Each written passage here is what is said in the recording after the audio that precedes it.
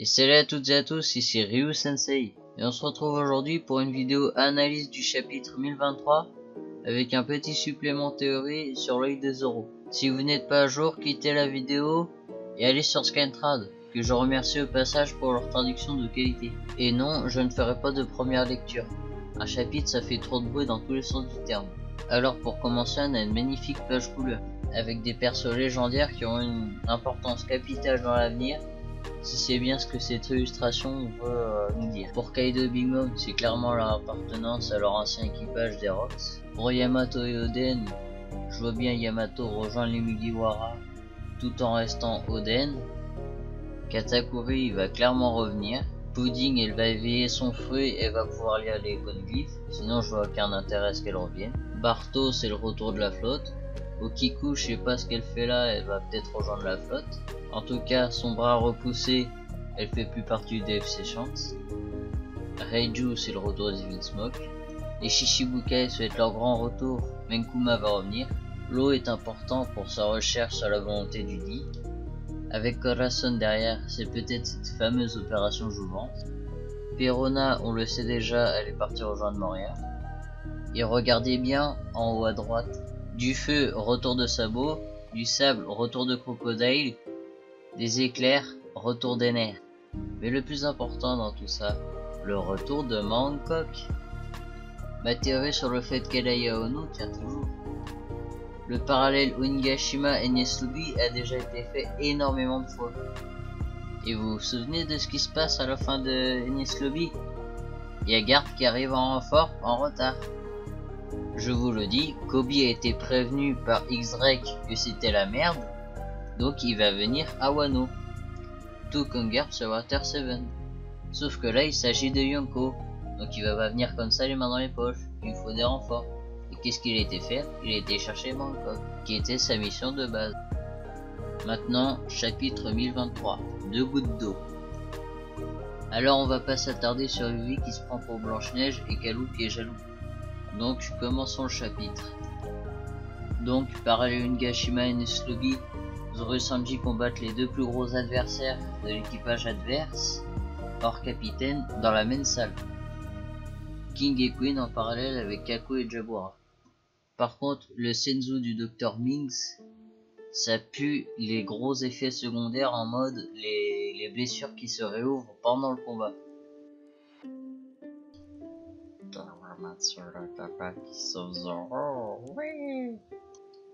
Le Bossio qui comprend qu'il faut surtout pas aller sur le chemin perdu de Zoro ou sur celui de Sanji. Ça c'est beau, ça c'est puissant, ça c'est badass, c'est ce qu'on aime. King, un ange déchu, c'est parfaitement lui ça. Et ces chiens célestes quoi, des fils de pute jusqu'au bout. Génocider un peuple tout ça parce qu'ils ont perdu God Valley et pour y fonder Maréjoie. Redline fait tout le tour de cette putain de planète. Ils auraient pas pu s'installer ailleurs, genre l'autre bout du monde. Non, ils se sentaient juste obligés de massacrer tout un peuple, juste comme ça quoi. C'est pour ça qu'il faut les exterminer jusqu'au dernier. Et Marco quoi, il a fumé de la bœuf avant de venir sur le champ de bataille. Mais ce qu'il dit, avec la puissance divine qu'on a déjà vue, c'est qu'il y a vraiment des dieux. Ce passage là me fume. T'as Queen qui sort, on est invincible, vous pouvez pas nous battre. Et t'as Zoro et Sanji qui en ont rien à foutre, qui sont en train de se chamailler entre eux comme d'habitude. Et Germa des cyborgs. Je vous invite à aller voir une vidéo que je vais mettre en description. Une théorie d'un pote québécois, Mont Blanc Normando. Cette excellente théorie est sur le MAD, un groupe de scientifiques fous. Et on y retrouve des liens entre Queen, Hogback, le Germa et même Vegapunk. Et pour vous dire, même l'espace commentaire de sa vidéo vaut le détour. Queen mentionne la race des Lunaria. Vu sa réaction à King, c'est clairement sa race. Vu que l'incendie en plus, il doit s'enflammer tout seul dû à sa race. Mais Queen, si Sanji s'enflamme, c'est dû à son HDE. Tiens donc, en parlant de Vegapunk, rendez-vous en description.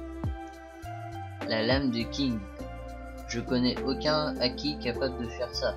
son épée a forcément mangé un fruit du démon. Et cette patate de forain de King, je kiffe King parce que c'est un putain de psychopathe. Et justement, il y a des pics sur ses gants. Mais Zoro quoi, encore plus taré que King pour le mettre en sueur. Mais ce Zoro qui te sort, peut-être que je serai en train de te déchiqueter la trachée avec les dents qui sait. Je kiffe trop ce Zoro qui fait passer One Piece en seinen. Même si je pense que c'est plutôt un démon de Ceylan qui a imprégné son âme à lui, qui fait qu'il devient de plus en plus taré. J'en parlerai plus en détail après le chapitre. Et Zoro, tellement de flow, tellement de badassitude, que même Kawamatsu n'a rien pu faire pour s'opposer à ce que Zoro récupère Enma. Et voilà, on y est. 2 gouttes d'eau. On savait déjà que Zoro ressemblait énormément à Ryuma, ce samouraï légendaire que j'ai pris comme image. Et là, on apprend que Ryuma était borgne, tout comme Zoro. Pour l'instant, je ne vais rien dire dessus, mais vous allez voir après le chapitre, ça cache quelque chose de gros. Et là, on passe au combat Inuarashi versus Jack. Ino qui fait des grosses prises de judo à Jack. Et mon avis sur ce que Ino a fait, c'est qu'il a gardé son honneur en ne balançant pas Raizo, alors que s'il l'aurait fait, il aurait été déshonoré. Rien de plus à dire à part que la lune elle est apparue, donc Ino va démarrer Jack et ça va être la fin du combat pour eux. Nekomamushi de son côté, il se transforme en Sulong aussi vu que la lune est réapparue. Donc Perospero, même s'il essaye de se défendre en disant pourquoi Pedro a sauvé les Mugiwara, les a aidés à fuir, si jamais il aurait pas été là, ils auraient jamais pu fuir. Ça change rien au fait qu'il va se faire démarrer par Nekomamushi et ça va être la fin pour lui. Ensuite, combat de ninja classique et Momonosuke qui se transforme en dragon de la taille de Kaido, donc il ressemble comme des gouttes d'eau. Encore. Momonosuke est désormais un adulte de 28 ans, mais avec une âme d'enfant de 8 ans toujours. Et Shinobu elle chiale parce qu'elle ressemble comme 2 gouttes d'eau à Oden. Et ensuite pour finir, des magnifiques pages couleurs de Sanji qui fait son bouton shoot, de Zoro qui se frite face à King avec une magnifique image couleur de Ryuma à côté. C'est tellement rare. Et le chapitre se termine sur Momo Dragon géant adulte. Le chapitre est désormais terminé, maintenant place à la théorie sur l'œil de Ryuma et de Zoro.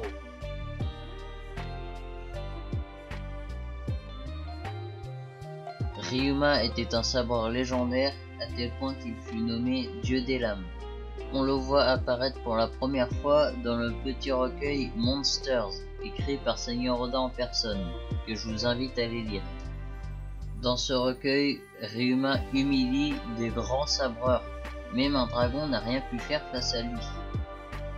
Le but de Ryuma dans ce petit recueil et dans sa vie en général est de marcher sur la voie du brave et de trouver pour affronter le plus grand sabreur au monde de l'époque appelé King. Lorsqu'il parle de ce récit aux personnes des villages qu'il rencontre durant son voyage, ça leur dit quelque chose aux villageois ce King. Sauf qu'ils ne savent pas exactement de qui il s'agit vraiment. Et c'est lorsque Ryuma quitte le village que les habitants se souviennent de récits de marchands venant de d'autres villages et ils se souviennent d'avoir déjà vu ce fameux King, un samouraï légendaire. Et ce samouraï appelé King n'est autre que Ryuma lui-même. Donc Ryuma, cherchant son adversaire ultime, qui ne trouvera jamais finalement vu qu'il s'agit de lui-même, il est juste intouchable. Absolument personne peut lui faire la moindre égratignure. Donc comment il aurait pu être borgne en étant le savoir ultime à qui personne ne peut le toucher? La réponse n'est autre que Shusui, son sabre.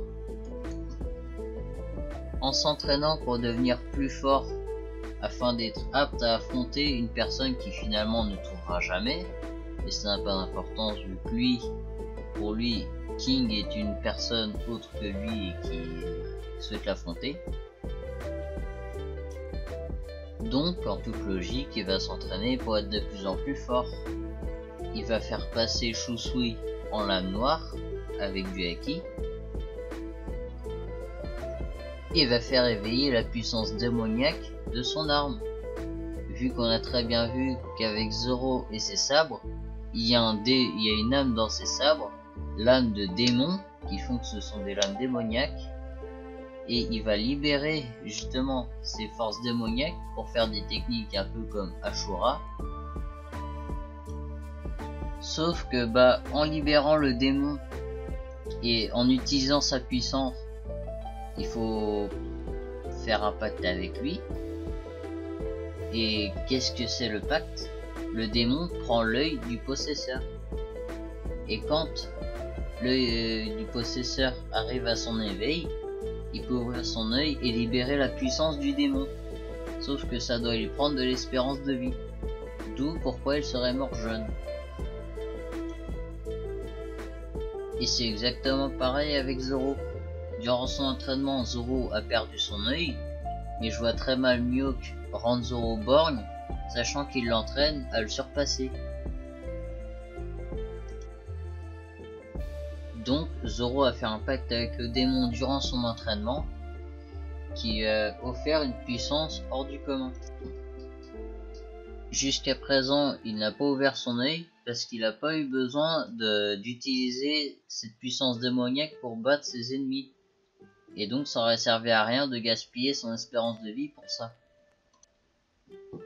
Mais face à Kaido, c'est différent, parce que là il aurait très bien pu l'ouvrir, mais il ne l'a pas fait. Selon moi, pourquoi il n'aurait pas ouvert son œil contre Kaido? C'est tout simplement parce qu'il pensait pas en avoir l'utilité.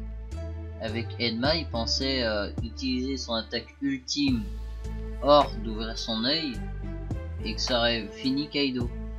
Sauf que ça ne l'a pas fait. Il avait trop confiance en lui à ce moment-là. Donc Zoro va ouvrir son œil très prochainement, sans doute face à King, pour montrer que grâce à son œil, il est à niveau de second de Yonko. Et dans l'avenir après, s'il ouvre son œil à répétition, il risque de faire comme Ryuma à mourir jeune.